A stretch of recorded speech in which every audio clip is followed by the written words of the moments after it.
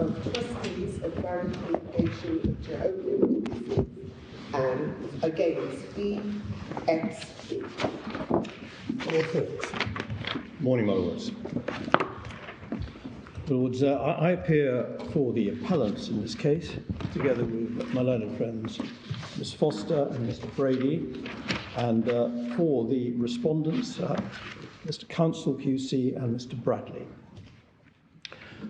My lords, the law of vicarious liability has never been very neat and tidy. When your lordships and I were learning the law of tort, it was relatively straightforward. An employer, sometimes known as a master, was liable for the torts of his employees or servants, provided they were committed in the course of his employment. There were cases from time to time on the facts where a scenario seemed close to the line, but there was not much by way of authority from the higher courts. When an employee did something not obviously in the course of his employment, he was, in that memorable phrase, described as being on a frolic of his own. If he committed a criminal offence, then it was quite clear this was an intentional tort and outside the scope of vicarious liability. The case of Trotman represented the orthodoxy.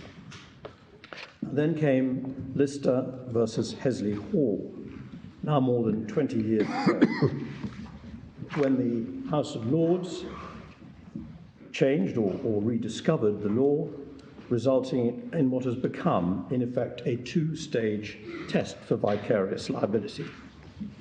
Although in Lister it was very much the second stage, which was the subject of judicial analysis.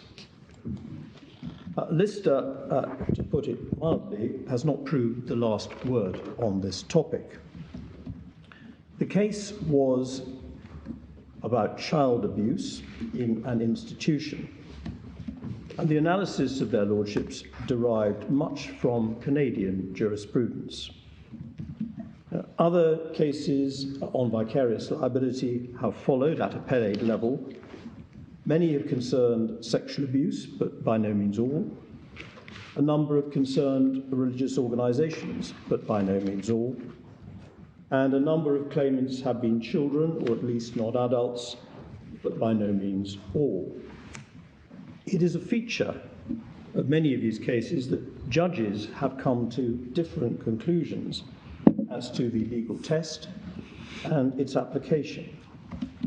For example, in the Supreme Court case, in the Catholic Care case, as it's sometimes called the Christian Brothers case, the court reversed the decision of the Court of Appeal, including Hughes LJ, as he then was, Lord Justice Tomlinson and Lord Justice Hill, and an experienced first instance judge. In the case of E, there was a strong dissenting judgment from Lord Justice Tomlinson. And in MAGA, the Court of Appeal reversed the decision of the judge at first instance. And in the recent Barclays Bank case, this court reversed the decision of the Court of Appeal and of the first instance judge. There are other examples. In the Catholic Care case, Lord Phillips said that the law was, quote, on the move, unquote. This caused a mixture of terror and excitement in the legal community and amongst academics who have been very prolific on the subject. However, it will be our submission that the law has, while not coming to a juddering halt, very much settled down. The decisions of this court in April 2020, when the same panel considered two cases, Barclays Bank and Morrison's, have provided, we submit, much needed clarity. However, there remain differences of view apparent from the parties' submissions in this case as to what the appropriate test for vicarious liability is and how in particular it applies to the facts of this case or cases like this. My lords, there appear to be various points being made, as it were, on the pleadings as to what our case is. May I make it clear? Stage 1 requires there to be a relationship of employment between the tortfeasor and the defendant, or one that is akin to employment. Assuming a claimant has established such a relationship, Stage 2 requires that there should be a close connection between the employment and the tortious act. There are a number of themes running through the printed cases. Is the law different for religious organisations? We say not. It will be a question of fact in each case as to whether the relevant relationship is akin to employment, if it is not one of employment itself. Is sexual abuse to be approached differently from other deliberate torts? We also say no. And here I anticipate much debate about the so-called tailoring of the test where sexual abuse is concerned. Observations of my Lord the President in the Morrison's case are much relied upon in this context by learned friends. One point I should make at this stage, of course, is that the two cases, Barclays and Morrison, were not then decided when the first instance judge, Mr. Justice Chamberlain, considered the case, but they were by the time the Court of Appeal considered them. If, and it is a big if, sexual abuse is to be treated differently, does it make a difference if the claimant is a child or an adult? Once again, we say no.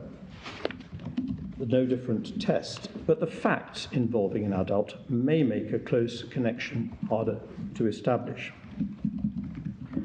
Is institutional sexual or other abuse, does it involve a separate or different test? Once again, and finally, we say no.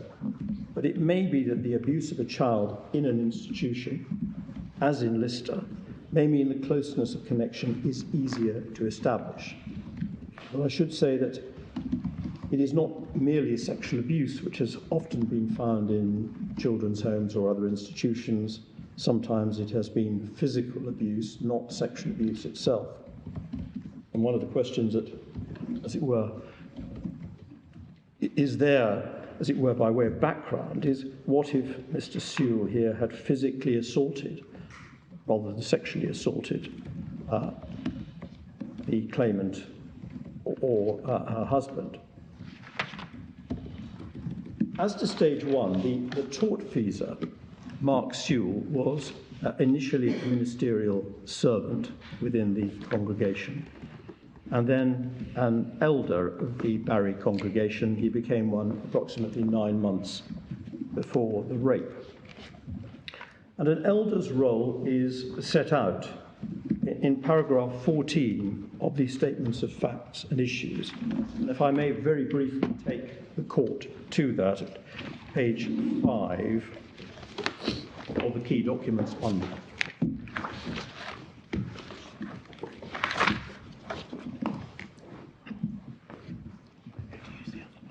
Paragraph 14 is a summary of the evidence that was given by Schofield, who was acknowledged as an expert in the way the Jehovah's Witnesses were organised.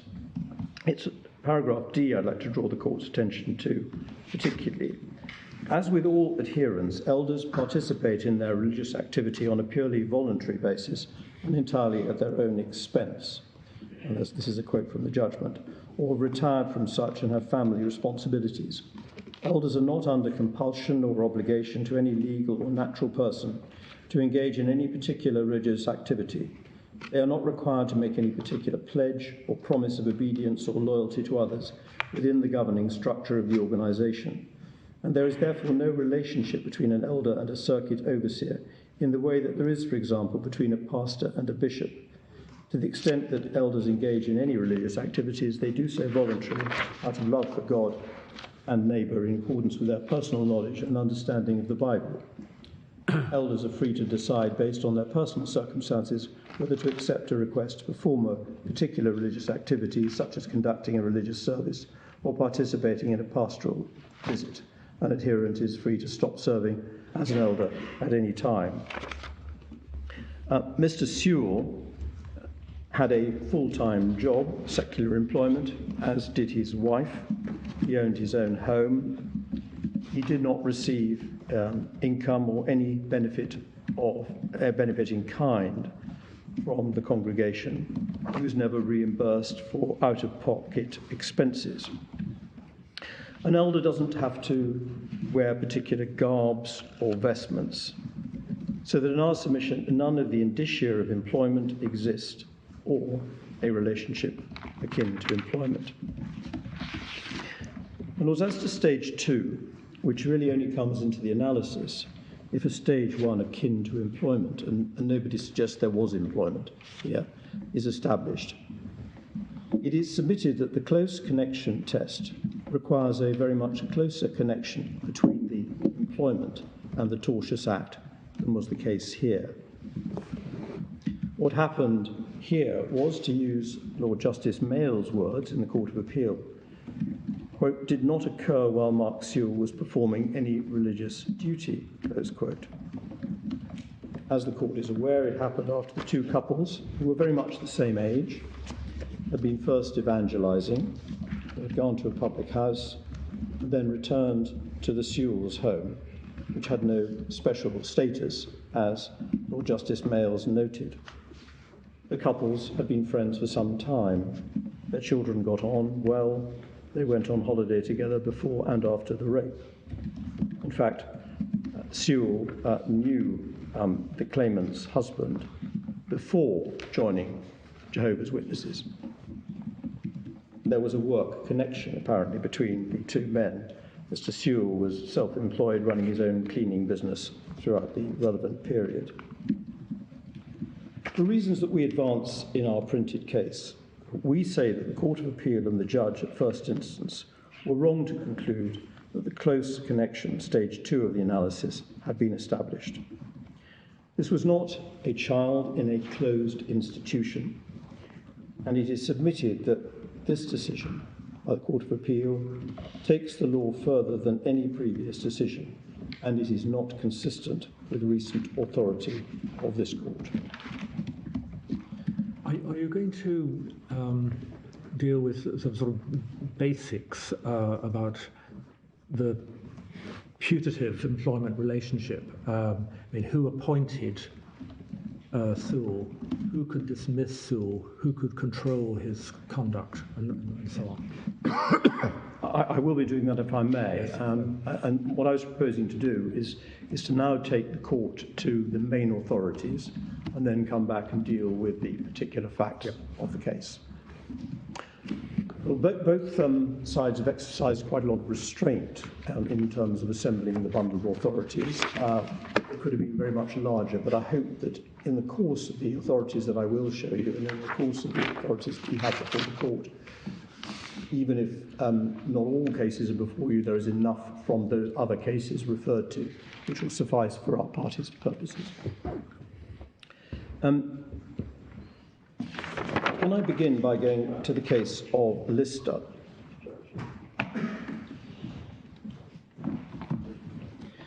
I'm a little hesitant about the numbering here, but I think the numbering that the court will hold is 588.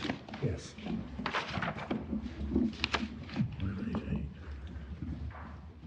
Yep. Yep. That's reassuring. This will be the third week in a row that we've been trying to grapple with the issues in the law created by innovations by Lord Steyne. Yes. Yes, well, of course, he was not alone in commenting in this case, so I fear, albeit briefly, I'm going to have to refer to all the judgments, because they will have certain features of them which I think may help in terms of understanding how the law developed. People have exercised considerable restraint in putting in authorities, because I note that the core bundle unusually is under 1,000 pages. Well, I hope that doesn't become as too much of a disappointment. Very unusual. In other words, the head note at page 588 is to remind the court, between 1979 and 1982, the claimants were resident in a boarding house attached to a school owned and managed by the defendants. The warden of the boarding house employed by them stress the word employed, without their knowledge, systematically sexually abused the claimants. The claimants claimed damages for personal injuries involved, contending the defendants to be negligent in their care, selection and control of the warden, alternatively vicariously liable for the torts committed by them. The judge dismissed the direct claims in negligence. He held that the defendants could not be held vicariously liable for the warden's torts, but they were vicariously liable for the warden's failure to report them to his intentions to commit acts of abuse and the harmful consequences to the claimants of those acts. The Court of Appeal allowed an appeal by the defendants, holding the warden's acts could not be regarded as an unauthorised mode of carrying out his authorised duties. The holding of the court, I'll just simply read out this, it's short, allowing the appeal that having regard to the circumstances of the warden's employment, including the close contact with pupils and the inherent risks that it involved, there was a sufficient connection between the work that he'd been employed to do and the acts of abuse that he committed for those acts to be regarded as having been committed within the scope of his employment. And the court can see that Trotman was overruled specifically. Can I now take the court to Lord Staines' judgment, which begins at the bottom of 591, but in effect begins at 592. I'm just going to highlight, if I may, one or two paragraphs. And paragraph 2, 1979, Axel Home House, a boarding annex of Wilsick Hall School was opened. The appellants were resident at Axel Home House. They were aged between 12 and 15. The school and the boarding annex were owned and managed by Hesley Hall Limited, a commercial enterprise, and the children had emotional and behavioural difficulties and been sent there by local authorities. And Axel Home was about 2 miles from the school. And the aim was that the home would provide care to enable boys to adjust to normal living. You usually had about 18 boys there, and the company employed Mr. and Mrs. Grain as warden and housekeeper to take care of them. The employers accept at the material time they were aware of opportunities of sexual abuse which may present themselves in a boarding school environment. The warden was responsible for the day-to-day running of Axel Home House and for maintaining discipline. He lived there with his wife, who was disabled. On most days, he and his wife were the only members of staff on the premises. He supervised the boys when they were not at school. His duties included making sure the boys went to bed at night, got up in the morning, got to and from school. He administered pocket money, organised weekend leave and evening activities, and supervised other staff. Axel Home House was intended to be a home for the boys and not an extension of the school environment. And then the employers accept that unbeknown to them there was sexual abuse. He then described the nature of the sexual abuse, and Grain was eventually sentenced to 7 years imprisonment for multiple offences.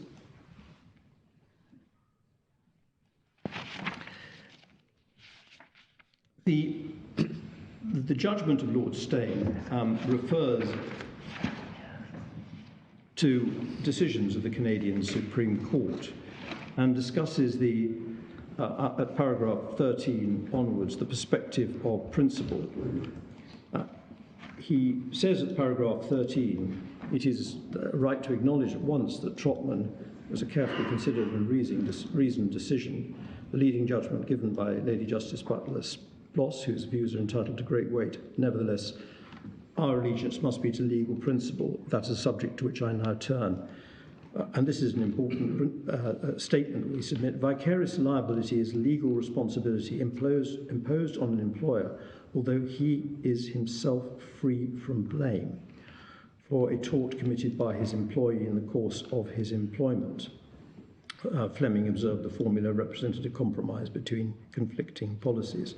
It's perhaps worth emphasising, and this is a theme that runs through our submissions, that there is a difference between vicarious liability, which assumes no fault on the part of the defendant, but the law decides for various policy reasons to impose liability, as opposed to negligence. And it's important not to conflate the two, because it may be that in retrospect a defendant might have been said to be more wary or taken some steps that they did not take. That would be a separate cause of action. And it's important not to borrow what might be not quite enough for a negligence case, to say that that is in some way assists in the essential policy approach which the law provides in relation to vicarious liability. He described the fact that for nearly a century English judges have adopted Salmon's statement, and I don't need to read out Salmon's statement, but he referred at the top of page 595, quoting that a master is liable even for acts which he has not authorised, provided they are so connected, and he highlighted the word connected, with acts that he has authorised, that they may rightly be regarded as modes, although improper modes, of doing them. He went on to consider a number of cases, some about bailment indeed, and at paragraph 20, he begins by saying our law no longer struggles with the concept of vicarious liability for intentional wrongdoing. And he refers to the case of Rose and Plenty, where the point was explored. The Court of Appeal held that a milkman who deliberately disobeyed his employer's orders not to allow children to help on his rounds did not go beyond his course of employment allowing a child to help him. The analysis shows how the pitfalls of terminology must be avoided. He then quotes what Lord Justice Scarman said. And then when he returns to his own comments, he makes we would submit a useful comment. If this approach to the nature of employment is adopted, it is not necessary to ask the simplistic question whether in the cases under consideration the acts of sexual abuse were modes of doing authorised acts. It becomes possible to consider the question of vicarious liability on the basis that the employer undertook to care for the boys through the services of the warden, and there is a very close connection, those are the words, very close connection between the torts of the warden and his employment. After all, they were committed at the time and on the premises of the employers, while the warden was also busy caring for the children.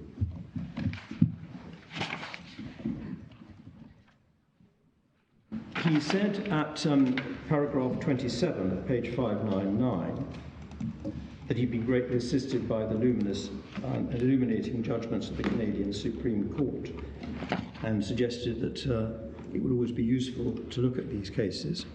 And then said, paragraph 28, employing the traditional methodology of English law, I am satisfied that in the case of the appeals under consideration, the evidence showed that the employers entrusted the care of the children in Axel Home House to the warden.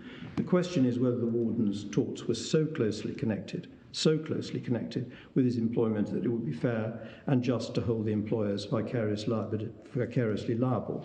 On the facts of the case, the answer is yes. The sexual abuse was inextricably interwoven with the carrying out by the warden of his duties in Axel Home House. Matters of degree arise, but the present case clearly falls on the side of vicarious liability. There had been an alternative argument about failing to report being negligent, but that was not considered to be a sound way of establishing liability.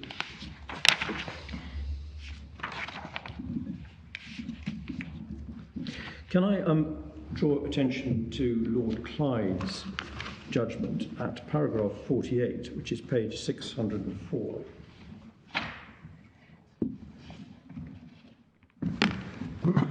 Cases which concern sexual harassment or sexual abuse committed by an employee should be approached in the same way as any other case where questions of vicarious liability arise. I can see no reason for putting them in any special category of their own, so that's a clear statement we submit. He then goes on to refer to a Scottish case and the Canadian case of Baisley and Curry, and refers to the careful and comprehensive discussion of the problem by McLaughlin J. She was presented in the context of policy considerations, but the essence of the decision seems to me to lie in the recognition of the existence of a sufficient connection between the acts of the employee and the employment.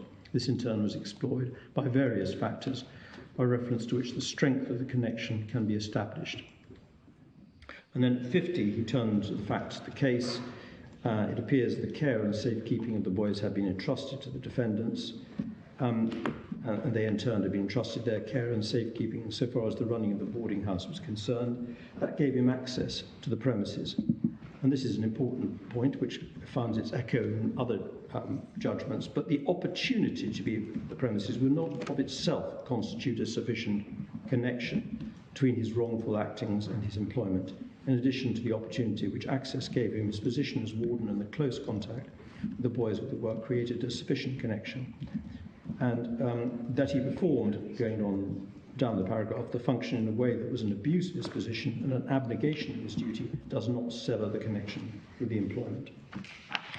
Lord Hobhouse, at paragraph 54, at page 606, made this comment at the end of the paragraph, and this is a theme which we submit is now clear from the law. The fact that sexual abuse was involved does not distinguish this case from any other involving the care of the young and vulnerable and the duty to protect them from the risk of harm. The classes of persons or institutions that are in this type of special relationship to another human being include schools, prisons, hospitals, and even in relation to their visitors, occupiers of land. They are liable if they themselves fail to perform the duty which they consequently owe. They entrust the performance of that duty to an employee, and that employee fails to perform the duty, they are still liable. The employee, because he has, through his obligations to his employers, adopted the same relationship towards and come under the same duties to the plaintiff, is also liable. The liability is a vicarious liability because the actual breach of duty is that of the employee. The employee is a tortfeasor. The employers are liable for the employee's tortious acts or tact or omission because it is him that the employers have entrusted the performance of their duty. The employer's liability to the plaintiff is also that of a tortfeasor. I use the word entrusted in preference to the word delegated, which is commonly but perhaps less accurately used. Vicarious liability is sometimes described as strict liability. The use of this term is misleading unless it is used just to explain that there has been no actual fault on the part of the employers, as opposed to a negligence case.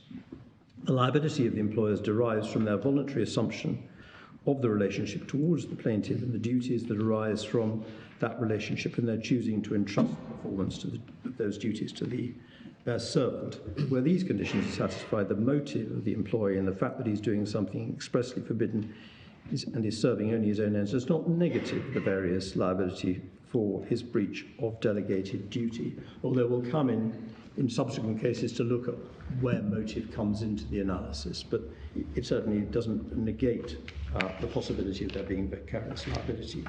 So the point Lord Hobhouse is making in the middle of paragraph 55 is that it's misleading to regard vicarious liability as a form of strict liability because it's not personal liability at all. It's liability for someone else's tort, Yes. and therefore it's slightly misleading to regard it as a form of strict liability because we're normally talking about strict personal liability. Yeah, Yes. thank you. Yes, I think that's entirely right. Paragraph 60, my lords, the correct approach to answering the question whether the tortious act of the servant falls within or without the scope of the servant's employment, for the purposes of the principle, is to ask what was the duty of the servant towards the plaintiff. He then deals with the second limb of the classic salmon test. Halfway down the paragraph, he refers to Bazley and Curry, the judgment to contain a useful and impressive discussion of the social and economic reasons for having a principle of vicarious liability as part of the law of tort, which extends to embrace acts of child abuse.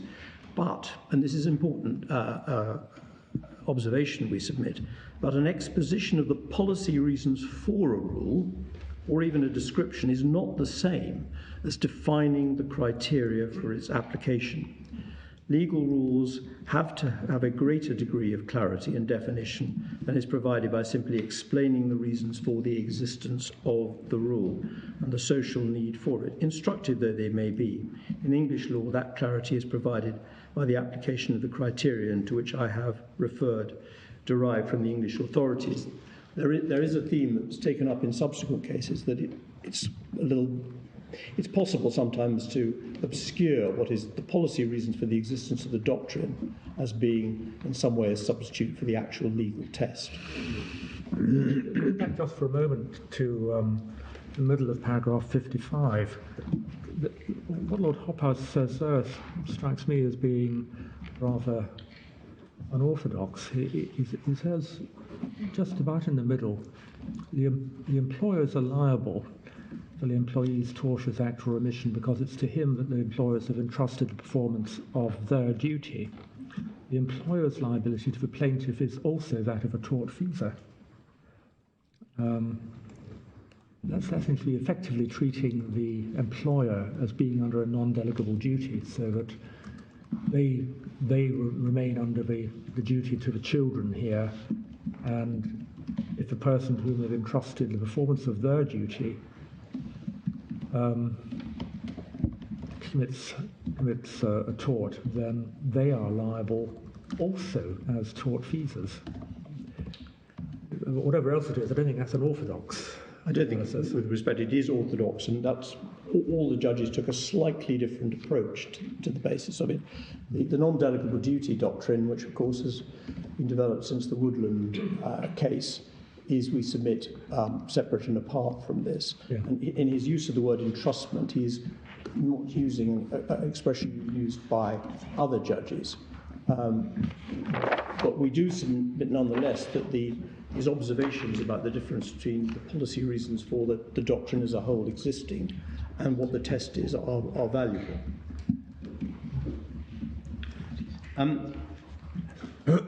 Interesting in view of what my Lord Burrows said. Lord Millett begins his paragraph 65 of 609 with the observation, vicarious liability is a species of strict liability.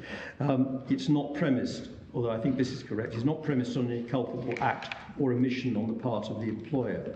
An employer who is not personally at fault is made legally answerable for the fault of his employee.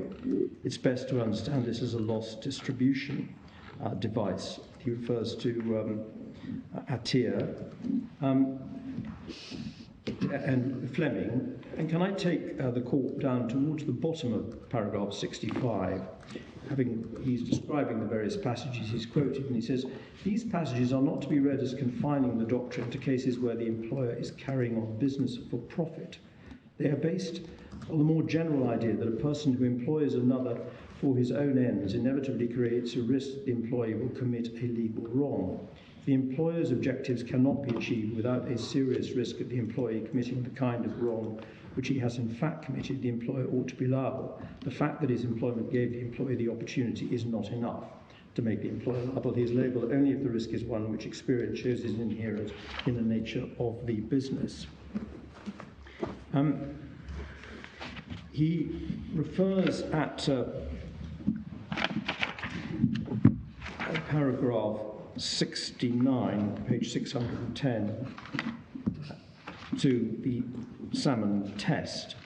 And at the top of page 611, one of these steps in this analysis could, I think, usefully be elided to impose vicarious liability where the unauthorised acts of the employee are so connected with the acts which the employer has authorised that they may properly, and once again, so connected. So it's not slightly connected or connected, so connected as being within the scope of his employment. Such a formulation would have the advantage of dispensing with the awkward reference to improper modes.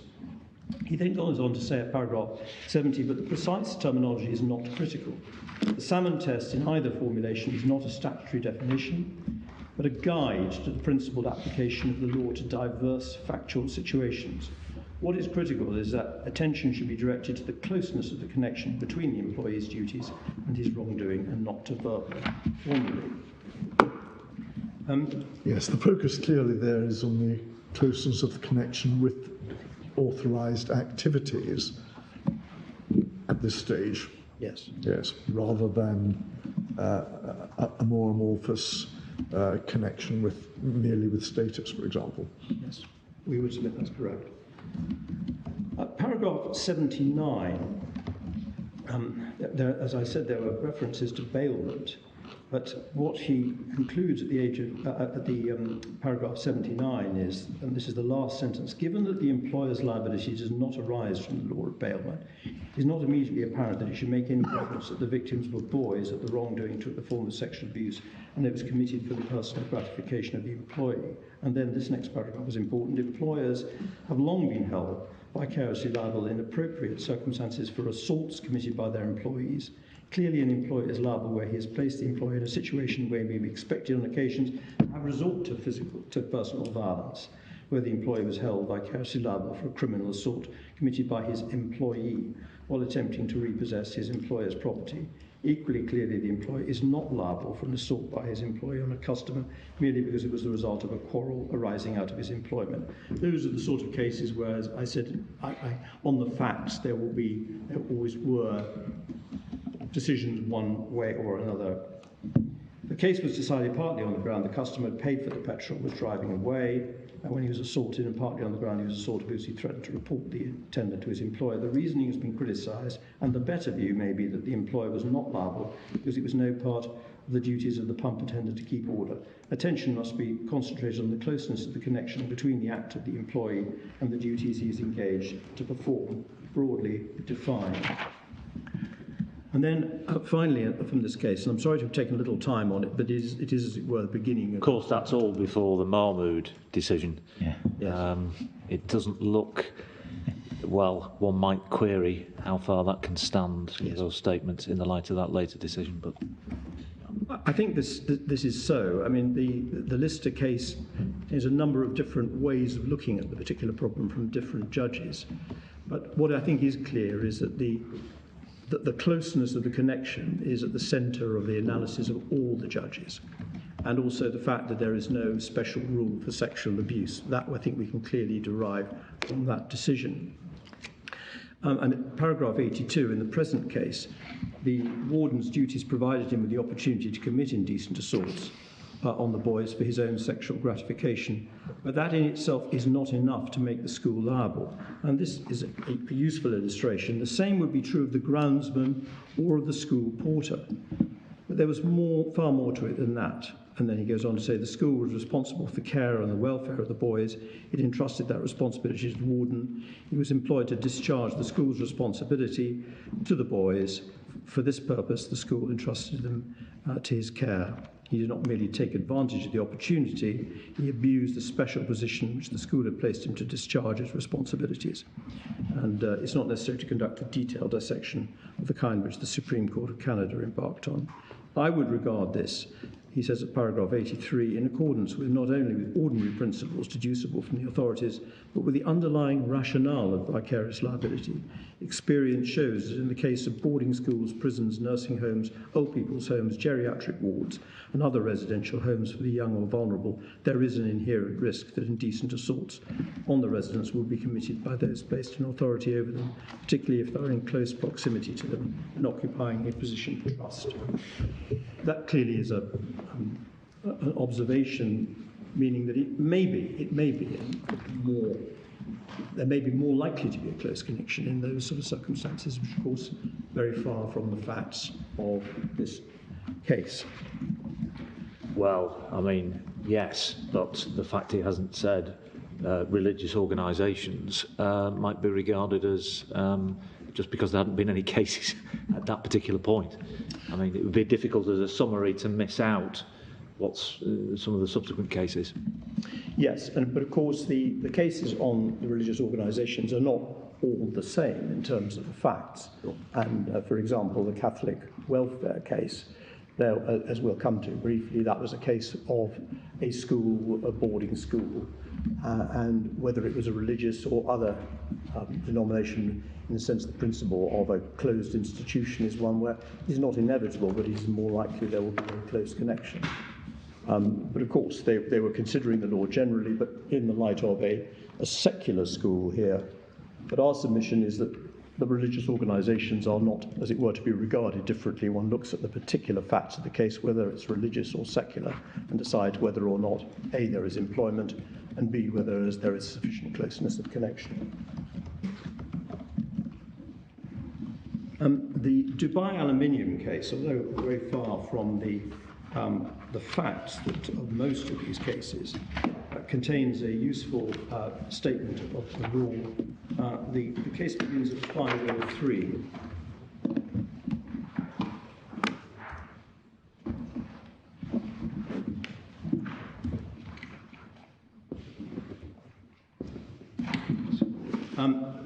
This was a case concerned with Section 10 of the Partnership Act 1890. It was a fallout from a fraudulent scheme, and I don't think I need trouble to report with the facts of this matter.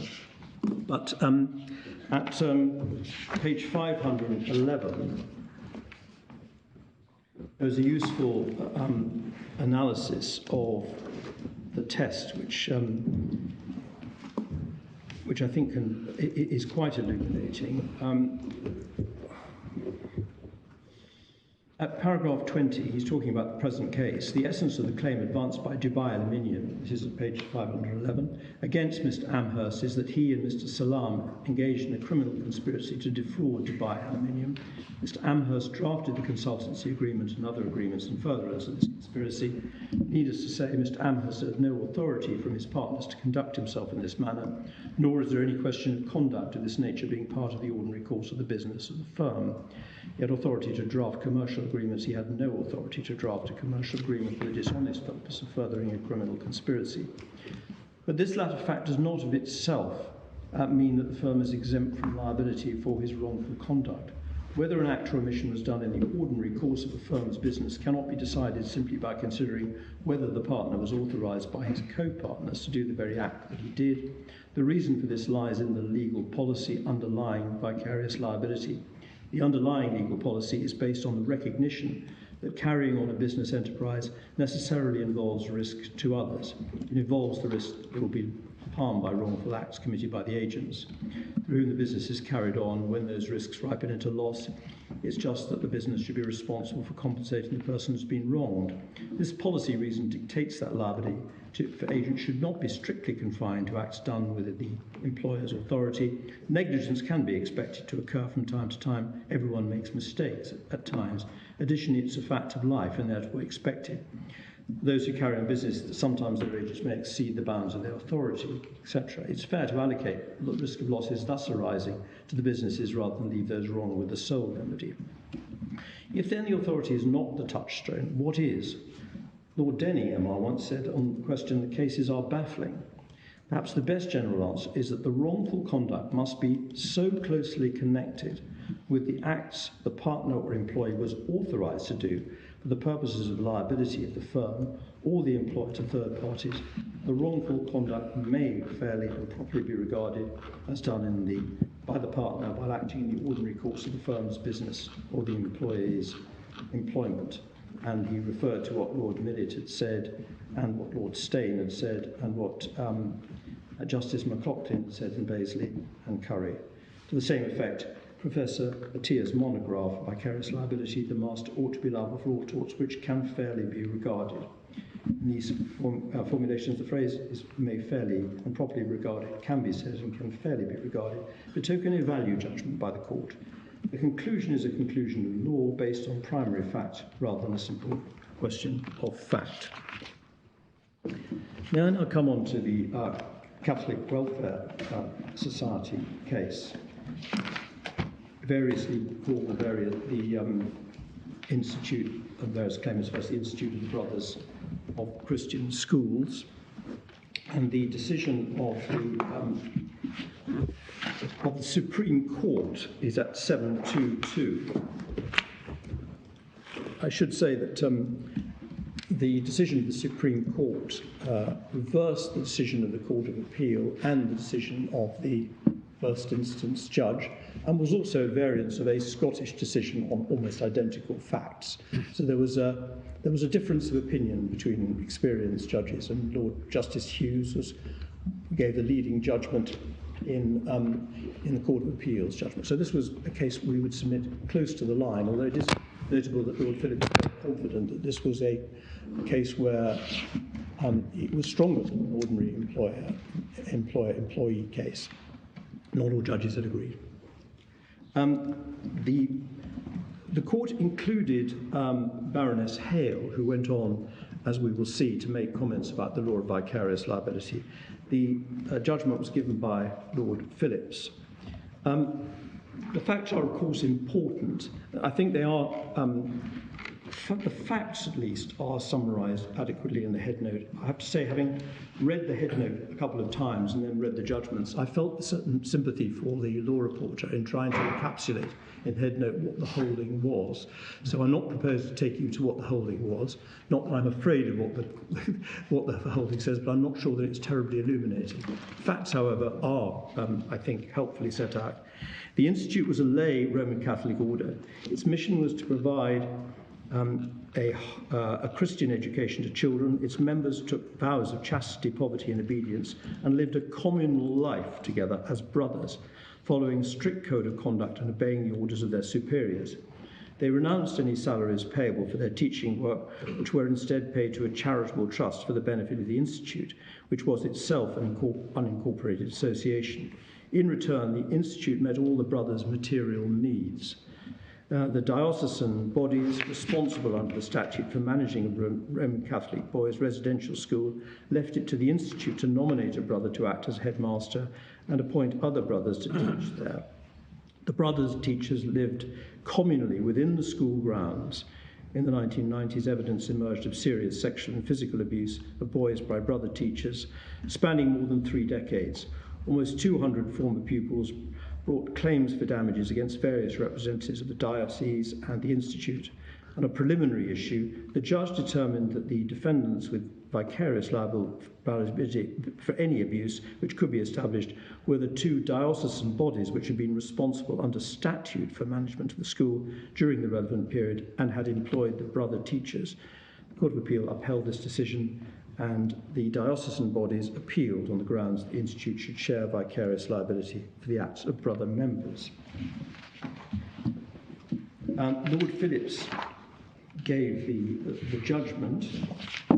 Can I just, I don't know whether this is an appropriate point just to ask whether you're going to address us at all in relation to what exactly the legal body is that is comprised of the trustees of the congregation and the relationship between that and the Watchtower organisation. The reason I mention it is that we've got some similarity, I think, here in the cases you're showing us. This is an example of an unincorporated association with various layers, as I understand it.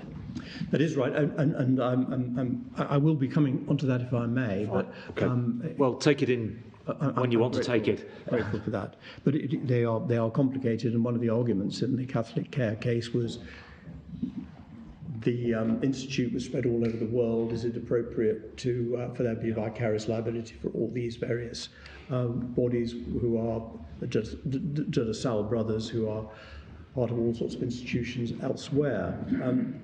I think in the end, possibly the precise hierarchical structure wasn't perhaps critical to the analysis of the court.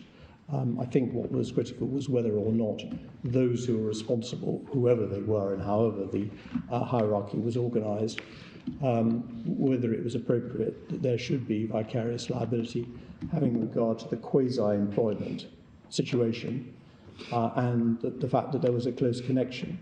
And here they weren't paid, as I've just indicated to the court, but they had vows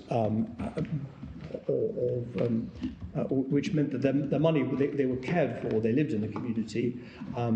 Instead of being paid, they received their keep and as if they were employed. They received, as it were, benefits in kind. And they were living in the institution, so that takes them rather far away, we say, from the facts of this case. The judgment of Lord Phillips begins irrelevantly under an overview of the issue. The law of vicarious liability is on the move, he said, and he referred to the 2-stage test, and at paragraph 22 he said both stages are an issue in the present case. There is an issue as to whether the relationship between the Institute and the brothers teaching at St William's was one that was capable of giving rise to vicarious liability. There is also an issue as to whether the acts or alleged acts of sexual abuse were connected to that relationship in such a way as to give rise to vicarious liability. And he discussed the nature of the Institute. This is at page 731. and he addressed the problem of the institute. And Hughes LJ had held that it is possible for vicarious liability to arise out of the relationship between one member of an unincorporated association and other members, at least where the former acts on behalf of the others. He held, however, there was not a sufficiently close connection. That may be a partial answer to the question asked by Lord Burrows, that in a sense it was an unincorporated association, and it may association, and it may not matter precisely how it is organised. There is no, as it were, reason in principle, so the court held, why there should not be vicarious liability. Stage 1 he deals with at paragraph 34.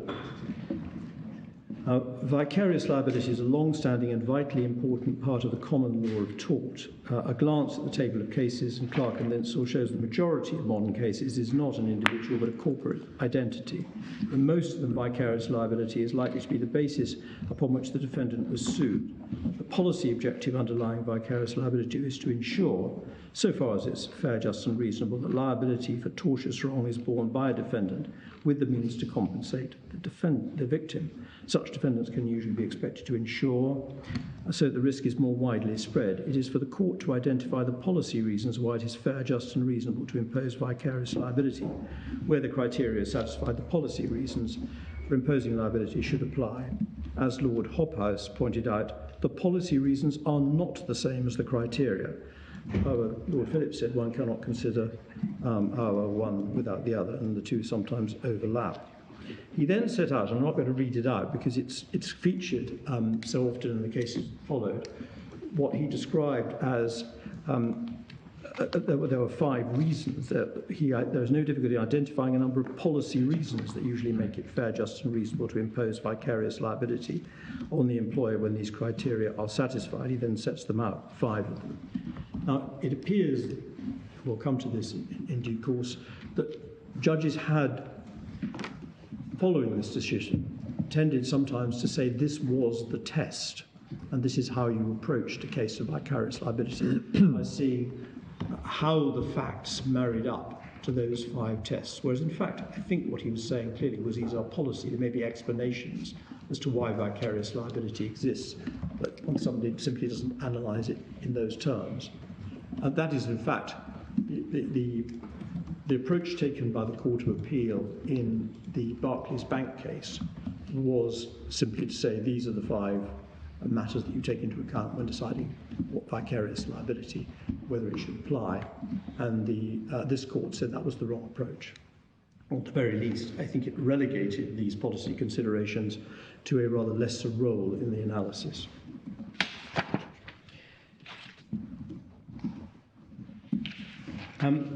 At paragraph 56, he said this: in the context of vicarious liability, the relationship between the teaching brothers and the institute had many of the elements and all the essential elements of the relationship between employer and employees. The institute was subdivided into a hierarchical structure, conducted its activities as if it were a corporate body. The teaching activity of the brothers was undertaken because the provincial directed the brothers to undertake it. True it is that the brothers entered into contracts of employment with the Middlesbrough defendants, but they did so because the provincial required them to do so. The teaching activity was in furtherance of the objection or mission of the institute. The manner in which the brother teachers were obliged to conduct themselves as teachers was dictated by the rules of the institute.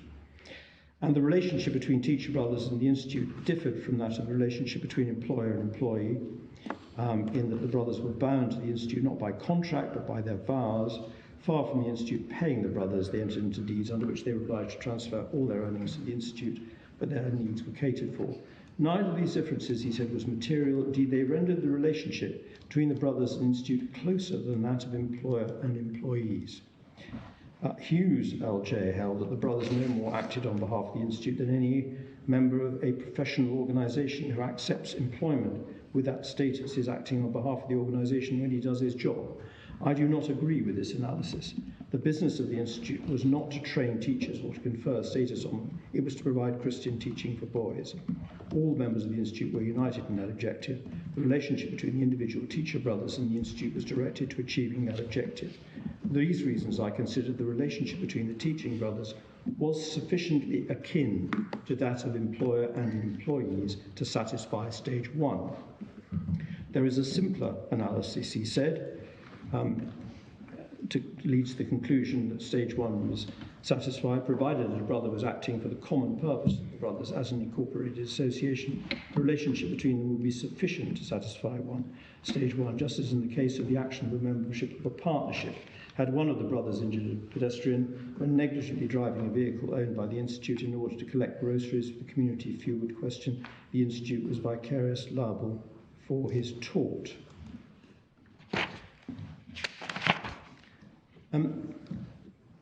And then can I take the court to the discussion part of the judgment, which is at page 739.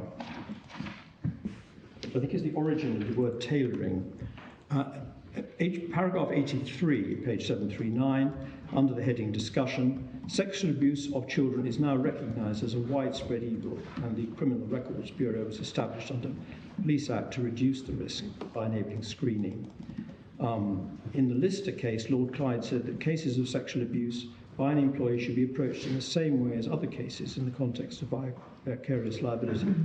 Nonetheless, the courts have been tailoring this area of the law by emphasising the importance of criteria that are particularly relevant to this form of wrong. In this way, the courts have succeeded in developing the law so as to ensure a remedy for the harm caused by abuse is provided by those that should bear that liability.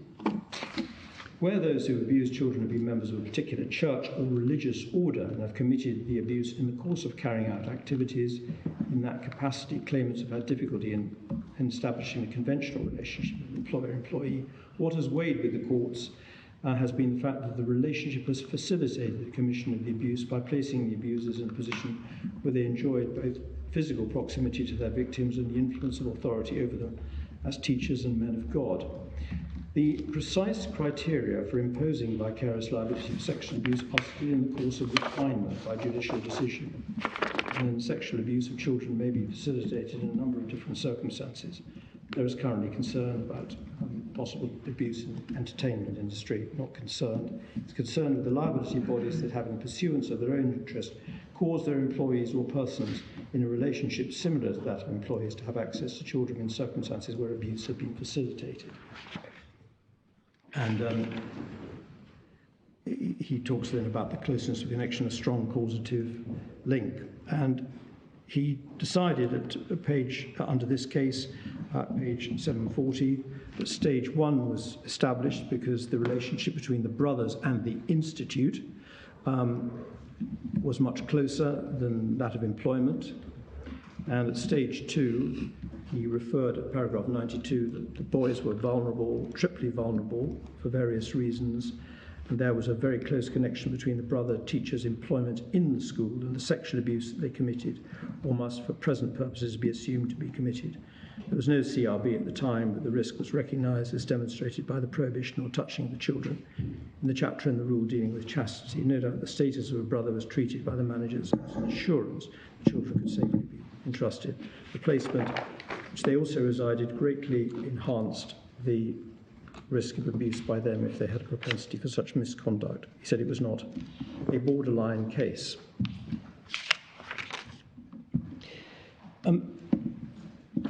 I want to, if I may now, move on to the two cases which were decided by this court. Judgments were handed down in April 2020. The same panel on each of those two cases. One essentially concerned stage 1 and one stage 2. And the case of Morrison is at 742, and of course my Lord President and my Lord the Deputy President were amongst the panel, as was Baroness Hale. I mention that simply because she had been one of the judges on the previous case I've referred to, the Catholic welfare case. This case, unusual case, I'm sure that the court is aware of the details. It was about an auditor who he carried out his task. His auditing in a rather strange way. On the day when the defendant's financial results were due to be announced, the internal auditor also sent the data to a number of national newspapers.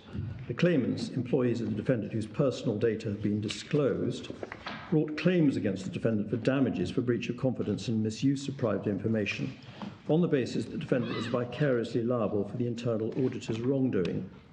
The judge allowed the claims, holding that the internal auditor had what he'd done in disclosing the data was so closely related to what he'd been employed to do that he committed the acts in the course of his employment. And the Court of Appeal upheld that decision, holding it irrelevant that the internal auditor's motive had been to harm the defendant. And the court held, allowing the appeal, the test which generally applied in deciding whether an employer was vicariously liable was whether the wrongful conduct was so closely connected with the acts the employee was authorised to do that. For the purposes of the employer's liability to third parties, it could fairly and properly be regarded as having been done by the employee while acting the ordinary course of employment. And the general principle, the circumstances of any case guidance, was to be derived from decided cases. In cases most closely comparable to the present case, which concerned employees who deliberately inflicted harm on third parties for personal reasons, the employers would be found not to be vicariously liable on the basis that the employee had not been engaged in furthering the employer's business, but in pursuing his own interest. That it followed that the internal auditor's motives had not been irrelevant since they were material to whether he had been acted on the defendant's business. But on the facts, it was clear that the internal auditor had not been engaged in furthering the defendant's business, and he committed the wrongdoing in question, but rather been pursuing a personal vendetta against the defendant, and therefore was not vicariously liable. Well, I said in our submission it was a stage 2 case. May I take the court to paragraph 11, which is at page 757 of the President's judgment. The trial judge rejected the contention that Morrison's were under a primary liability in any of the respects alleged, but held it was vicariously liable. He rejected Morrison's argument that it could not attach to a breach of the Data Protection Act by Skelton as the data controller. I think I can leave that out, actually. Finally, he rejected Morrison's argument, his paragraph 12, that Skelton's wrongful conduct was not committed in the course of his employment, holding that Morrison's had provided him with the data in order for him to carry out the task assigned to him, and that what had happened thereafter was a seamless and continuous sequence of events, an unbroken chain. And that was taken from Mohammed, Lord Tilson's comments. He added that the Morrisons trusted Skelton to deal with confidential information and took the risk that it might be wrong in placing that trust with him. His role in respect to the payroll data was to receive and store it and disclose it to a third party. That, in essence, was his task. The 5 factors listed by Lord Phillips were all present, the judge concluded. And he quoted from Lord Tilson's judgment in Mohammed.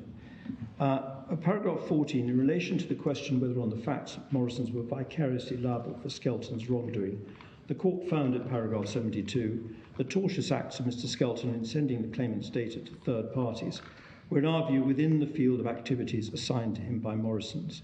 Like the judge, the court also emphasised at paragraph 74 that the relevant facts constituted a seamless and continuous sequence or unbroken chain of events. Although it was an unusual feature of the case that Skelton's motive in committing the wrongdoing was to harm his employer, Lord Tilson had said in Mohammed that motive was irrelevant. The court therefore agreed. I'm sorry to take that at some length, but that appeared to be the understanding of the law that was in the lower courts. Moving on to page 759, my Lord President referred to what had been said in Dubai Aluminium, which I've already taken the court to. And then these are important paragraphs. At paragraph 23, in that passage, Lord Nichols identified the general principle applicable to vicarious liability arising out of a relationship of employment. The wrongful conduct must be so closely connected with the acts the employee was authorised to do for the purposes of the liability of the employer to third parties. It may fairly and properly be regarded as done by the employee while acting in the ordinary course of his employment. repeated later in Bernard and Attorney General and Drofsky and Guise. As Lord Phillips noted in Catholic Child Welfare Society, the close connection test has been applied differently, because they're in cases concerned with sexual abuse of children, which cannot be regarded as something done by the employee while acting in the ordinary course of his employment. Instead, the courts have emphasised the importance of criteria that are particularly relevant to that form of wrongdoing, such as the employer's conferral of authority on the employee over the victim which he has abused. Of course, I make this submission with some diffidence, but no diffidence is required. But by using the word differently, it may be that what my law was suggesting was that they are applied to the facts of sexual abuse in such a way as to recognise the particular features of some of those cases, rather than that it was anyway a different test.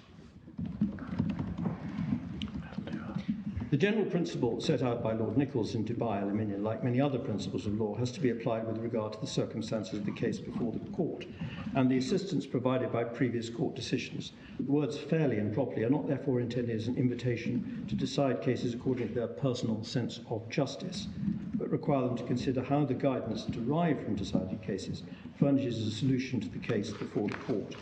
Judges should therefore identify from the cases the factors or principles which point towards or away from vicarious liability, which explain why it should or should not be imposed. Following that approach, cases can be decided on a basis which is principled and consistent. And we very much rely on that statement. At paragraph 30 at page 761, my Lord said, when Lord Toulson said that Mr. Khan's motive was irrelevant, he was addressing a point which the judge had mentioned, namely that the reasons why Mr. Khan had become violent were unclear. As just mentioned, Lord Toulson had already concluded that Mr. Khan was going, albeit wrongly, about his employer's business, rather than pursuing his private ends, and had treated that fact as supporting the existence of a close connection between his field of activities and the commission of the tort.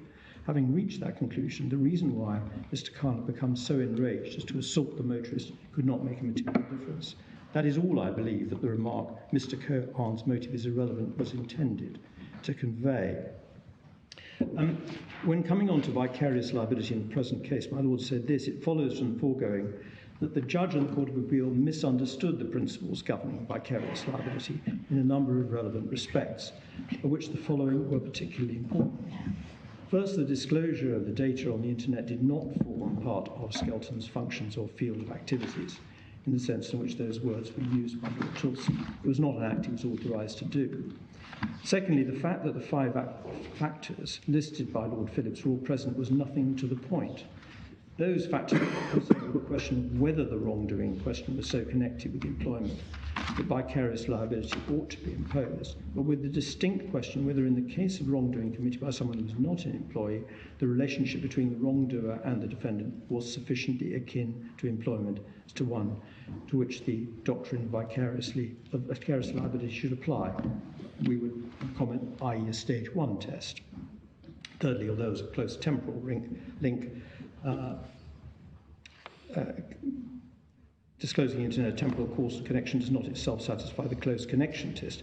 Fourthly, the reason was not irrelevant. On the contrary, whether he was acting in employer's business or purely for personal reasons was highly material. And then paragraph 32, the question of whether he's vicariously liable therefore must be considered afresh. Applying the general test laid down by Lord Nichols, the question is whether it was so closely connected with the acts that he was authorised to do for the purposes of liability. His wrongful disclosure may properly regarded as done by him while acting in the ordinary course of his employment. And then page 35, my Lord observed that clearly the mere fact of his employment gave him the opportunity would not be sufficient to warrant the imposition of vicarious liability. And then at paragraph 36, in applying the close connection test, it's necessary to have regard to the assistance provided by previous court decisions. Perhaps unsurprisingly, there does not appear to be any previous case where it's been argued that an employer might be vicariously liable for wrongdoing which is designed specifically to harm the employer. decided cases which were most comparable, closely comparable, are those which were concerned vicariously liable for deliberate wrongdoing intended to inflict harm on a third party for personal reasons of the employee, leaving aside sexual abuse cases, whereas explained in paragraph 23 above, a more tailored version of the close connection test is applied.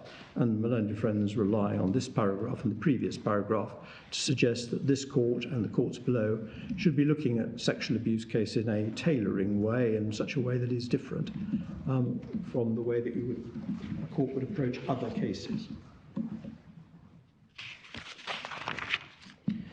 Can I now come to the second of the two cases with the same panel, which were decided on the same case, same day.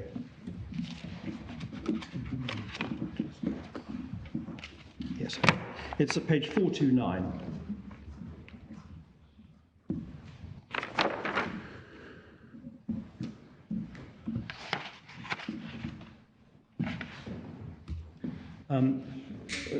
The facts were that the Barclays Bank arranged for a doctor to carry out pre-employment medical examinations on various claimants, many of them teenagers applying for their first jobs. They told the claimants where to go and provided the doctor with a pro forma report. He was a GP, wasn't paid a retainer but paid a fee for each report. He had other employments. They took place in his examination consulting room in his home. And unfortunately, the claimants were sexually assaulted in the course of those examinations. The court at first instance and the Court of Appeal found that there was liability here, vicarious liability. And whilst not wearying the court with the arguments that were deployed before the court, I would ask the court to look at page 433. And one can see that counsel, very much following what had been decided below for the claimants, began their submission by saying the starting point in determining a particular relationship gives rise to vicarious liability is the 5 criteria set out in the various Claimants versus Catholic Child Welfare Society, which identify those incidents of the relationship between employer that make it fair, just and reasonable.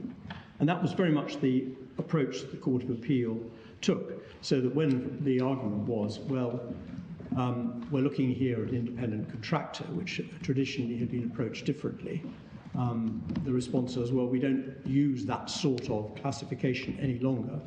We look rather to those 5 incidents, and that is the approach. We analyse the case in accordance with the 5 incidents, and therefore whether or not you're an independent contractor is an old-fashioned concept and no longer is the law.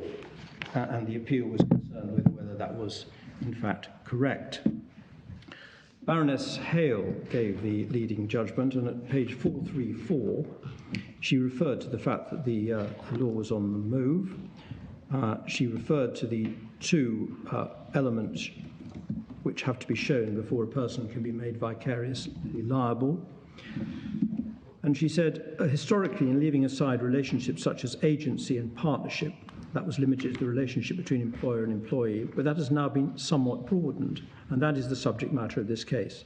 The second is the connection between that relationship and the tortfeasor's wrongdoing. Historically, the tort had to be committed in the course or within the scope of the tortfeasor's employment. That too has been somewhat broadened, and that is the subject of the Morrison case. One can see that it may have been somewhat broadened, but we would submit that the Morrison case had somewhat narrowed it again. She referred at paragraph 10, page 435, to the recent decisions. And in particular, she referred, of course, to Lister, which was concerned with stage 2. She referred to, at paragraph 11, to the 2 cases from Canada. They went different ways, Paisley and Curry and Jacobi and Griffiths. We referred to Jacobi and Griffiths in our printed case. They turned on the facts. She referred to the EE's case, which built on VIA systems, which was a case not about sexual abuse at all. And at paragraph 13, she described the case of E, which was decided by the Court of Appeal. The claimant alleged that while living in a children's home run by a Roman Catholic order of nuns, she had been sexually abused by a priest appointed by the local diocesan bishop. The issue was whether the trust which stood in the place of the bishop could be vicariously liable for the priest's wrongdoing. The priest was not an employee of the bishop or the diocese. Nevertheless, it was held that the relationship with the bishop was sufficiently akin to employment to make it fair and just to hold the bishop vicariously liable. Significantly, Lord Justice Ward, who gave the leading judgment, did not question the traditional distinction between an employee and an independent contractor. Rather, he asked himself what the essence of each of those roles was and summed up the difference in employees. One who is paid a wage or salary to work under some, if only slight, control of his employer in his employer's business or his employer's business. The independent contractor works in and for his own business at his risk of profit or loss. And by that test, the priest was, and the relationship was sufficiently akin to make it fair, just, and reasonable. She referred to the fact that the Christian Brothers case came next in the order of these cases, and referred to what she described at paragraph 15 as a number of policy reasons, and puts those in inverted commas, usually making it fair, just, and reasonable. She said at paragraph 16, these are policy reasons closely related to the policy reasons denied from the Canadian cases and Lister Hall, and she referred back to a passage I've taken the court to for what Lord Hobhouse said, namely that an exposition of the policy reasons is not the same as providing a test, instructive though the policy might be. So there is a seam there which has reappeared clearly.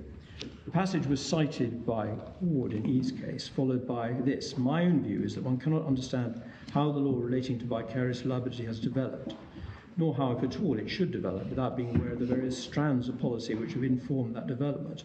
On the other hand, a coherent development of the law should proceed incrementally in a principled way, not as an expedient reaction to the problem confronting the court. That's a theme which emerges from a number of the cases. There appears to have been a tendency to elide the policy reasons for the doctrine of employer's liability for the acts of his employee, with the principles that should guide the development of that liability into relationships where not employment, but which are sufficiently akin to make it fair and just to impose liability. And this may have arisen because of what Lord Phillips said at paragraph 47. She then quotes that, I do not believe, and the word incidents she refers to in quotations, this is paragraph 18, by his reference to those incidents, Lord Phillips was saying that they were the only criteria by which to judge the question.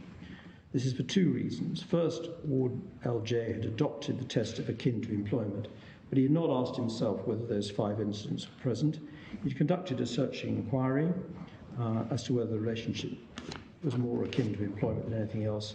Secondly, when it came to applying the test, Lord Phillips did not address himself to the detailed features of the relationship, and then quotes what he decided. She then says, and this is at page 438 at the end of paragraph 18, I have quoted these paragraphs at length to show that he was answering the questions by reference to the details of the relationship and its closeness to employment, rather than by reference to the 5 policy reasons. She then refers at paragraph 20 to Cox and the Ministry of Justice, which I will be taking the court to shortly. That's the prison catering manager and an accident that happened when working in the prison, whether or not there was a liability there. I'm not going to read out that paragraph because I'll come to the case itself, but she clearly considered it.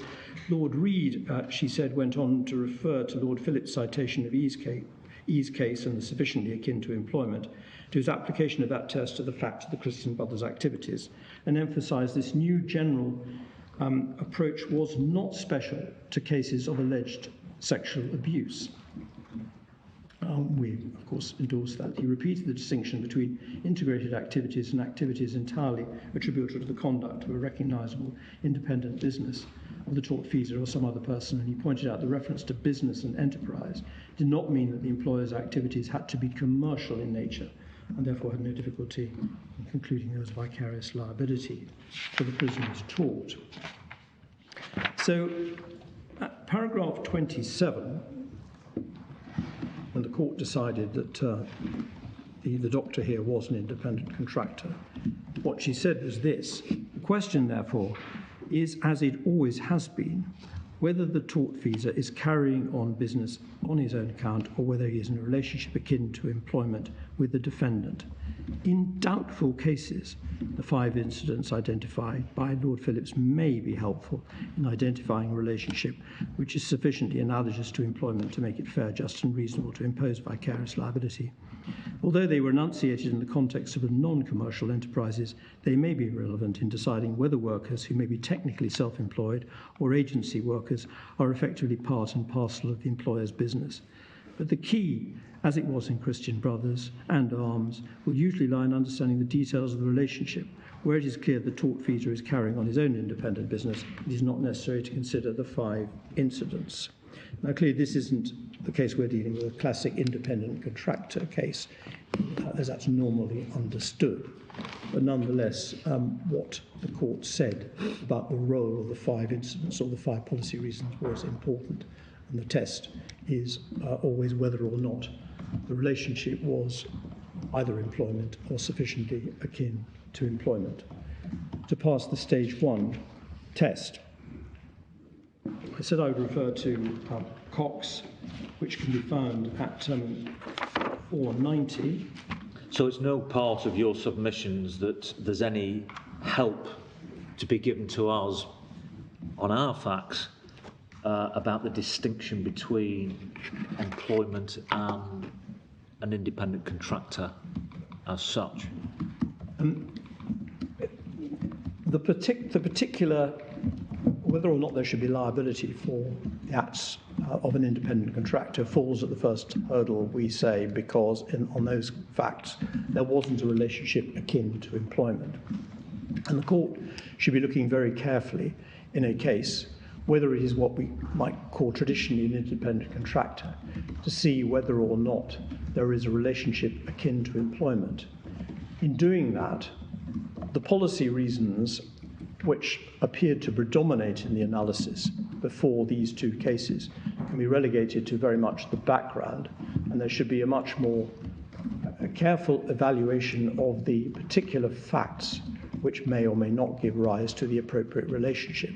So to that extent, what the court said is extremely helpful, albeit that the relationship of a doctor who is an independent contractor is not the same as, say, an elder in this particular case.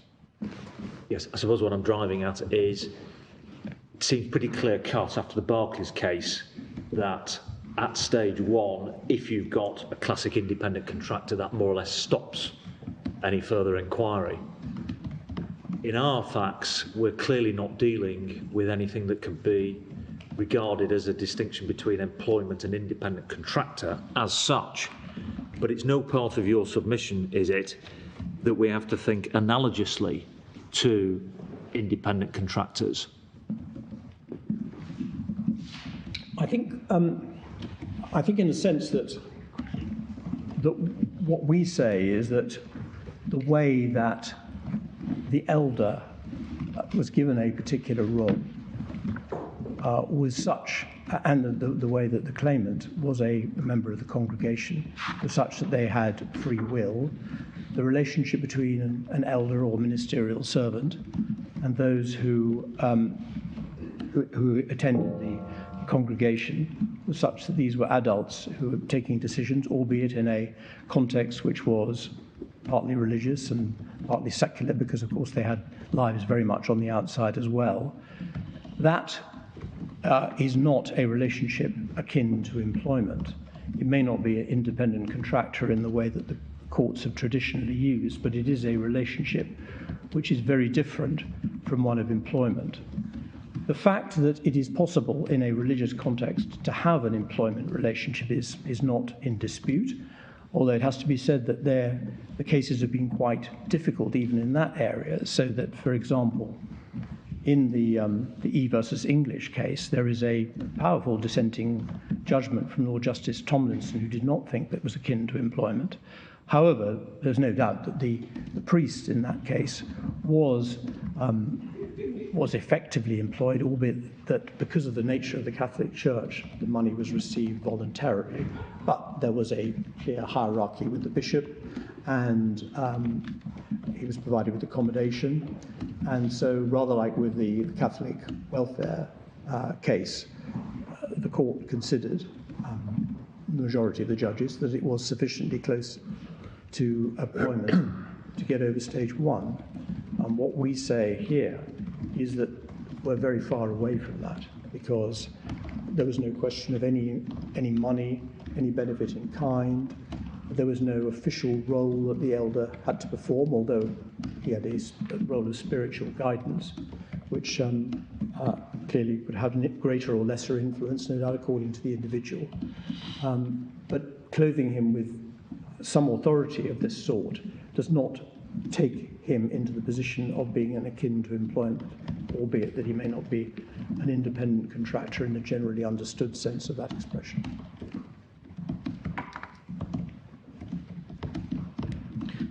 I said I would look at Cox versus the Ministry of Justice, which was a case before this court in 2016. I think I can take it fairly briefly without any disrespect to the court. It was a case about vicarious liability in which the president was one of those sitting in the court. It involved the claimant working as a catering manager in a prison, moving supplies with the help of prisoners on prison service pay. Bag of rice is dropped, spilling contents on the floor. The claimant instructed the prisoners to stop work until the rice was cleared. Ignoring her instructions, one prisoner attempted to get past and dropped a heavy bag on the claimant's back, injuring her.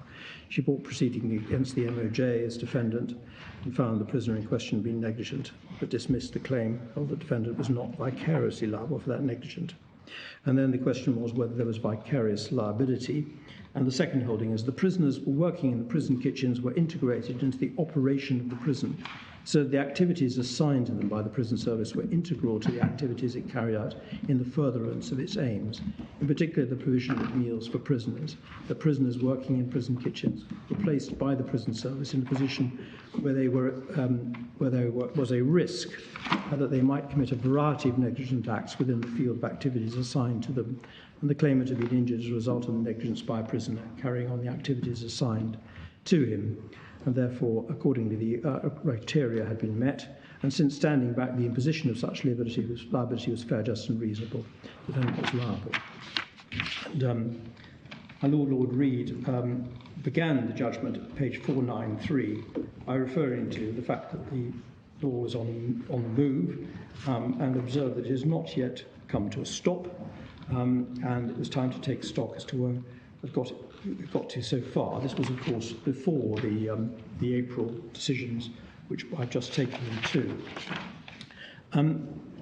The paragraph 20 at page 497, where my Lord considered the 5 factors mentioned by Lord Phillips, they are not all equally significant. So my Lord observed the first, that defendants more likely to have the means did not feature in the remainder of the judgment. Is unlikely to be of independent significance in most cases. That's the deep pocket argument. Of course, it's true that his employer is likely to have a deeper pocket and can be, in any event, be expected to be insured, but neither of these is a principal justification for imposing vicarious liability. Can I take the court on to paragraph 21? The fifth of the factors, that the tortfeasor will, to a greater or lesser degree, have been under the control of the defendant, no longer has the significance that it was sometimes considered to have in the past. As Lord Phillips immediately made clear, as he explained at paragraph 36, the ability to direct how an individual did his work was sometimes regarded as an imposition of vicarious liability. But it's an important test of the existence. Sorry. Did I? Control was sometimes regarded as an important test. Yes, I'm so sorry, yes. But it's not realistic, and it's dreadful to hear your words being mangled by me. I do apologise. It's bad enough just hearing them repeated accurately. But it is not realistic in modern life to look for a right to direct how an employee should perform his duties as a necessary element in the relationship between employer and employee, nor indeed was it in times gone by. One thinks, for example, of the degree of control which the owner of a ship could have exercised over the master while the ship was at sea. Accordingly, as Lord Phillips stated, the significance of control is that the defendant can direct what the tortfeasor does, not how he does it. So understood, it is a factor which is unlikely to be of independent significance in most cases. On the other hand, and this is the passage we say, the absence of even that vestigial degree of control will be liable to negative the imposition of vicarious liability. At paragraph 28, page 499, the court had considered cases that we've already looked at, and my Lord said the three cases which I have discussed illustrate the general approach set out by Lord Phillips. It may be said the criteria are insufficiently precise to make their application to borderline cases plain and straightforward. Quite so. A criticism which might, of course, be made of other general principles of the law of tort. Paragraph 29. It's important, however, to understand that the general approach which Lord Phillips described is not confined to some special category of cases, such as the sexual abuse of children. So my Lord is making it very clear, I submit, what the position is. It's intended to provide a basis for identifying the circumstances in which vicarious liability may in principle be imposed outside relationships of employment. By focusing on the business activities carried on by the defendant and their attendant risks, it directs attention to the issues which are likely to be relevant in the context of modern workplaces, where workers may in reality be part of the workforce of an organisation without having a contract of employment. And no doubt the court had in mind the so-called gig economy and the various informal relationships which are in reality employment but are not necessarily called that. It results in an extension in the scope of vicarious liability beyond the responsibility of an employer for the acts and omissions of its employees in the course of their employment, but not to the extent of imposing such liability where a tortfeasor's activities are entirely attributable to the conduct of a recognisably independent business of his own or a third party. An important consequence of that extension is to enable the law to maintain previous levels of protection for the victims of torts, notwithstanding the changes in the legal relationship between enterprises and members of their workforces, which may be motivated by factors which have nothing to do with the nature of the enterprise's activities or the attendant risks. And the court then went on to consider the English province case, E versus the English bias systems, and said this in paragraph 31, the other lesson to be drawn from bias systems, Ian English and Christian Brothers, is that defendants cannot avoid vicarious liability on the basis of a technical argument about the employment status of the individual who committed the tort. Quite so, we would submit ours is not a technical argument. As Professor Bell noted in his article, what weighed with the courts in Ian English and the Christian Brothers case was that the abusers were placed by the organisations in question as part of their omissions in a position in which they committed a tort whose commission was a risk inherent in the activities assigned to them. In the present case, the requirements laid down in the Christian Brothers case are met. The prison service carries on activities in further of its aims, and then the court goes on to consider why, applying that test, it resulted in the prison service being vicariously liable.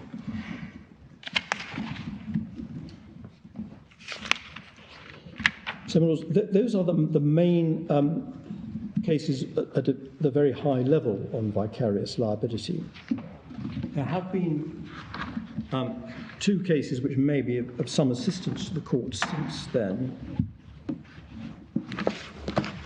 Both what we've described in our printed cases, football cases. And the first one, in fact the only one I think I'm going to take the court to in detail, is at 445. 445? 445. Thank you. It's called Blackpool Football Club versus DSN. This was a decision of the Court of Appeal. Judgment was given on the 9th of September 2021, and a finding had been made at first instance, and the Court of Appeal overturned this finding, that a football club was liable for sexual abuse inflicted on a 13-year-old youth player in 1987 by a volunteer scout during a tour of New Zealand. and the evidence indicated the scout performed his role with a degree of independence and lack of control by the club. Further, the tour was not in any real sense an operation of the club, having been organised, run, and largely funded by the scout himself. In fact, he had 4 convictions for assaults on males. The head note is helpful. It deals with the law, and then says, and this is at page 443, vicarious liability stage 1. Whilst the running of the club's business gave rise to a risk of sexual offending against boys, the relationship between R and the club fell far short of being akin to employment, as that phrase had been developed in the authorities. On the contrary, whilst not underestimating the importance of R's scouting activities to the club, the evidence indicated that he clearly did so with a degree of independence and lack of control by the club that compelled the opposite conclusion. Accordingly, the requirements of stage 1 were not satisfied. And that conclusion stood whether or not the 1987 trip was part of the normal activities of a scout. As to the second stage, the judge described the trip as being, inverted commas, as close to an official trip as makes no difference. However, that conclusion was not sustainable in the light of the evidence which he accepted about the organisation, running, make-up and funding of the trip. The trip was not in any real sense an operation of the club, and neither the club or anyone else held it out as being one, allowing for the sake of argument that the parents, as reasonable observers, would have considered R to be acting as a representative of the club when leading the trip and committing the tour. That was not an acceptable test for the imposition of liability. That R had taken the opportunities the role afforded him to ingratiate himself with the club and players and then groom and ultimately abuse children did not support the suggestion that the trip was something that occurred in the normal course of his work for the club. It was a complete mischaracterization of the facts as found by the judge to suggest they showed a confer of authority upon R by the club in relation to the trip. There was no statement of principle in authorities considered that supported the submission that there was the requisite close connection linking the relationship between the club and R and the sexual abuse he inflicted on the respondent whilst in New Zealand. All the cases were distinguishable on their facts. It's a very lengthy judgment, and I don't propose to take the court to it. That's no disrespect to Lord Justice Stuart Smith, who had considerable experience in this particular area. I should perhaps say, as a matter of anecdote, that he appeared at first instance in the Catholic welfare case for one of the defendants, and Lord Leggett appeared for one of the defendants in that case in the Court of Appeal, and then successfully before this court. I may be wrong, but I think this was a case where there was an application to this court for permission to appeal. That is correct. Which was declined. That's correct, yes. I'm grateful, yep. I think there was no application to have it heard at the same time as this appeal, the court having given permission in this case.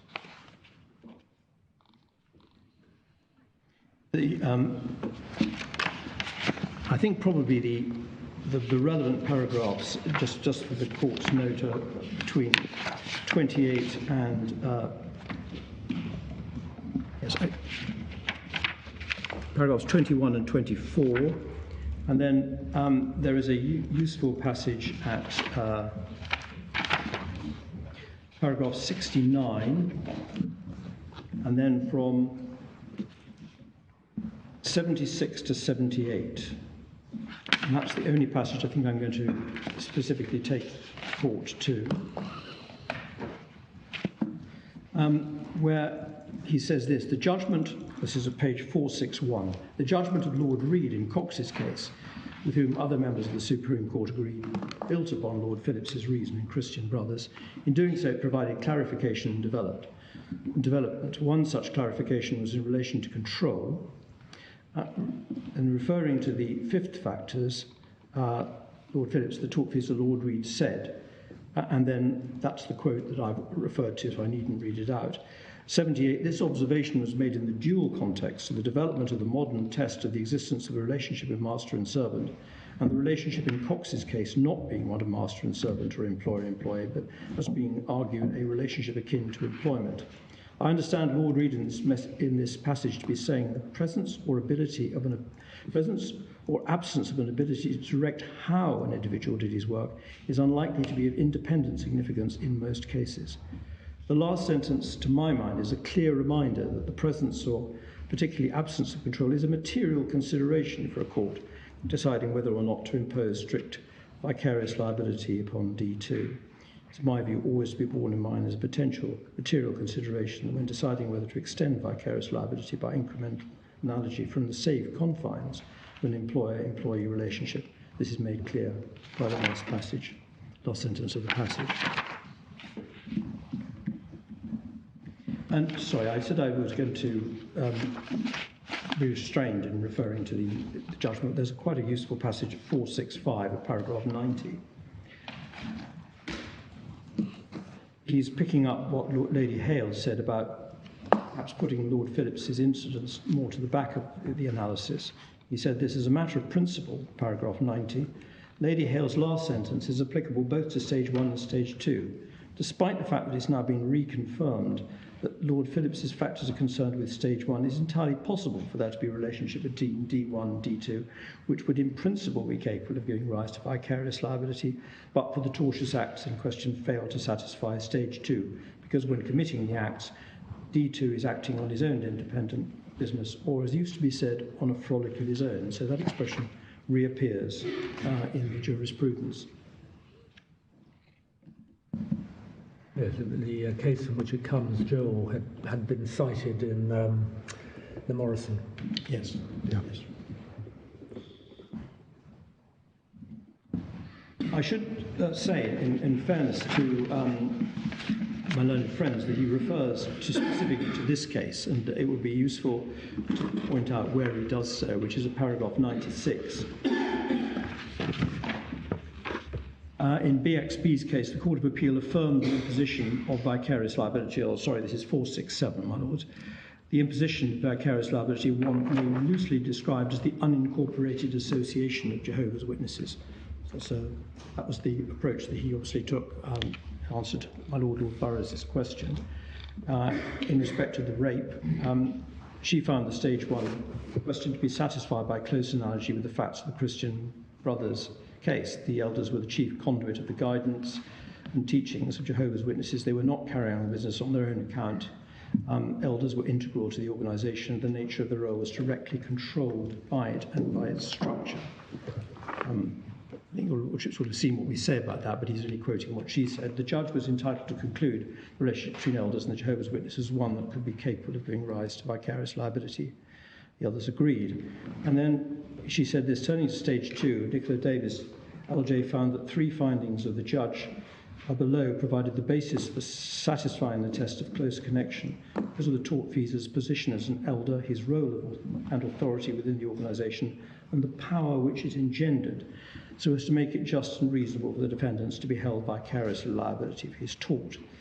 Lord Justice Bean agreed in the result, and with Nicola Davis's reasons, Mayles LJ gave a conferring judgment in which he identified 4 key factors which led him to agree. It should be imposed. Ordinary members of the congregation were required to be obedient and submissive to the elders and not to question their conduct or instruction. Second, the elders of the congregation knew of and permitted sexually inappropriate conduct on the part of the tortfeasor. The court may have seen that we rather take issue with that as being a basis for anything, because what the evidence was, and of course the court has the evidence, I'm not in a position to challenge it, was that Mr. Sewell was inclined to kiss people in the congregation and was rather over-familiar. Now, if the case was against the unincorporated association on the basis that they should have known that he was a risk, likely to abuse his position, whatever that might be, and that would be a case in negligence. But it's important not to conflate arguments on negligence and to use that to bolster up an argument on vicarious liability. And that's an example where he's simply reciting what Nicola Davis said. It's a convenient point in which to make that point. You see, he doesn't express any view one way or another on the Court of Appeal's judgment in this case. No. But I think it's said that, it may be said at least, that he wasn't disapproving, to which our answer would be he was taking into account. It didn't cause him to change his view as to the right decision on these particular facts, but that was the decision that was available to him at the time, and he faithfully recorded what was there. At some stage, I would welcome, and not now, some guidance on the relevance, if any, of the third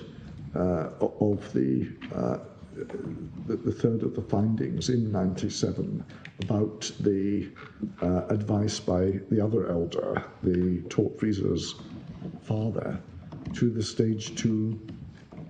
Yes, but you'll be coming on to that. Well, I hope I can deal with it now. That was the question of the father of Mr. Sewell, who was also an elder, and the findings, and we can't go beyond those findings, was that he was concerned about his son and knew that the couples were friends of each other and wanted to see if they could intervene and provide some steadying, as it were, of his life and the way that he was approaching things. And one of the questions was whether that advice was, as it were, given to her qua elder or qua friend of family or not. It wasn't pleaded as a specific matter in the case. It's part of the overall factual position. But we would respectfully submit it doesn't change the basis of the relationship which there was between the defendants and Mark Sewell, the tortfeasor. The fact that there was an approach by another senior member of the congregation, who happened to be his father, saying what might have been said, presumably, whether or not they were members of the congregation or not, but simply friends, father and friends. But yes, I struggle to see how it's relevant at all to stage 2. Yes. Because stage 2 is looking for a close connection between the authorised activities, as it were, or authority, taking a broader view of the tortfeasor. Again, if one were trying to pin on the congregation some form of liability directly, it might have some relevance to that if an instruction had been given to maintain contact. But is it relevant to? We submit it's completely irrelevant to stage 2. We understood that it might be argued as being part of stage 1 because it showed the status of an elder and how. But all it could be said really is to be evidence of what an elder might or might not do. Yes, because it's listed, I think correctly, by Lord Justice Stuart Smith at paragraph 97 as an analysis of the stage 2 question. Yes. We, as I think we point out in our printed case, do not accept that was an appropriate matter to take into account in the stage 2 analysis. Yeah.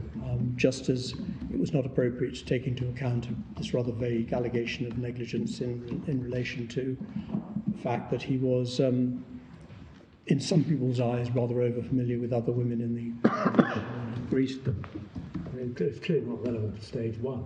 No.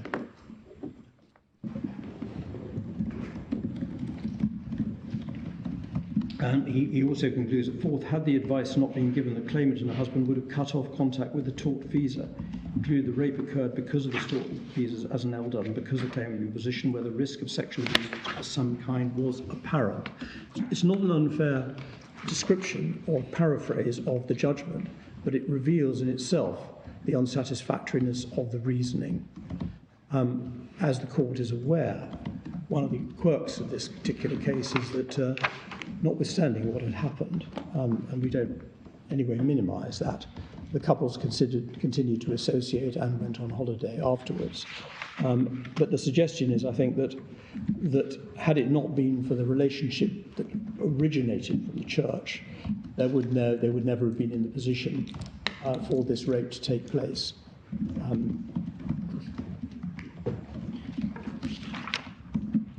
My lords, as well as that particular case, and there may be other passages that are useful, but I don't wish to labour the point. There is some, I think, quite helpful academic commentary. Paula Gilligan. Just before we go there, interested as I am in the academic commentary, What's your submission then about this Blackpool FC case? Your submission is that this is an illustration of a case that supports the approach you're taking at both stages. Is that correct? Yes. You say it's an illustration, effectively, without sounding too sycophantic, why this court was correct to steady the ship, as it were, in its approach to the law, following those twin decisions. This was an example of the court applying the law. It's now much clearer than it was what the law was. Of course, all facts, whatever the test is, will vary, and how the test is applied. There will be, even in the new test, there will be some cases that are difficult one side of the line or another. But we would submit the test is much clearer, and the test applied on this particular case by the Court of Appeal below was not correct, and the decision reached was wrong. I know that my Lord is now eager to get to the academic commentary, which I'm going to deal with briefly, not out of disrespect, of course, to the academic commentary, but because it is there in case the court finds it helpful. We have been, once again, selective as to what is within the bundle. Paula Gilliker has been particularly prolific on the subject of vicarious liability, as the court may well be aware. We've included at page 855 the article in professional negligence, where there is a specific reference to the understanding of Barclays Bank and various claimants. And looking at 857, she refers to the fact, which was important, second paragraph, at first instance, we're talking about the Barclays case here, positive response had been given.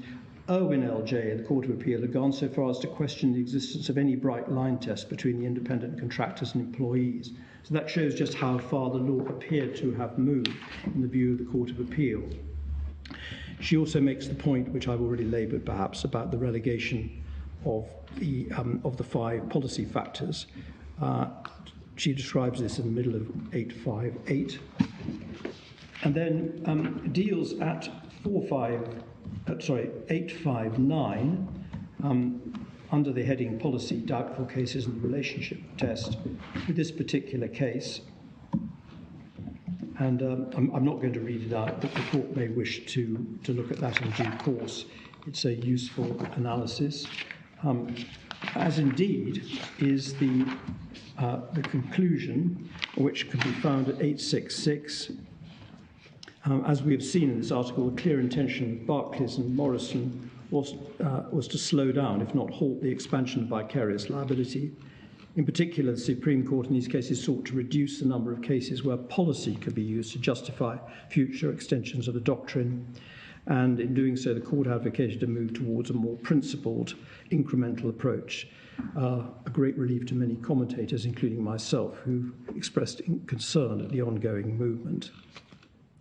The article, however, that the Supreme Court has not been wholly successful in its aim, and there is a risk that Barclays and Morrison will fail to have the impact the Supreme Court anticipated. Notably, the decision to review rather than to overturn oily authority has required the court to create exceptions where reference to policy is still permitted. It remains unclear exactly what defines a doubtful case, and I fully expect counsel to test this matter in future cases. Future courts will, as we see in the BXB case, also be left to determine the scope of the sexual abuse exception. And what she says really is that judicial tact and diplomacy have caused the court to pull their punches, and there's a desire, I think, implicit in her that there should be some clarification of misunderstandings that have arisen even further than there has been. At page 868, there is also a useful blog where the same author deals with this particular article, this particular case, makes some useful observations. It's a short article. I'm not going to read it out. 872 to 873 is, I think, critical of the lower court's approach. We also included Lord Hope's article on the Lord Taylor Memorial Lecture. Most of it is probably not any longer particularly relevant because the caravan has moved on somewhat. But he was, we submit, somewhat prescient when talking about the tailoring metaphor and how that helps. And he said, and this is at page 893, sorry, 892, he's talking about Lord Phillips. He maybe, as Lord Phillips hinted towards the end of his judgment, that some further refinement will be needed to meet demands for compensation for sexual abuse of children within the entertainment industry. Precise criteria for imposing vicarious liability in such or other cases have yet to be defined. What are to be taken to be parameters? What if enterprise liability is to be the governing principle? Is an enterprise? How is one to determine what is and what is not within the range of activities for those in charge of that enterprise can be fairly held to be vicarious liability? What part does the risks that activities may give rise to have to play in that assessment? One must hope the search for clearly defined criteria as one moves further and further away from the employer-employee relationship is not abandoned simply in order to meet the need for a solution on a case-by-case basis. The fact that vicarious liability is a principle of strict liability plays a special responsibility on the judges as the law develops to see that this does not happen. Tailoring is an exacting process as the garment is carefully fitted and adjusted to the needs of the wearer. In law, the tailor will need and will wish to be just as careful. Well, that's all I was going to say about the authorities. Well, isn't it, in that event, is this a convenient moment for us to... Very well. 2 o'clock.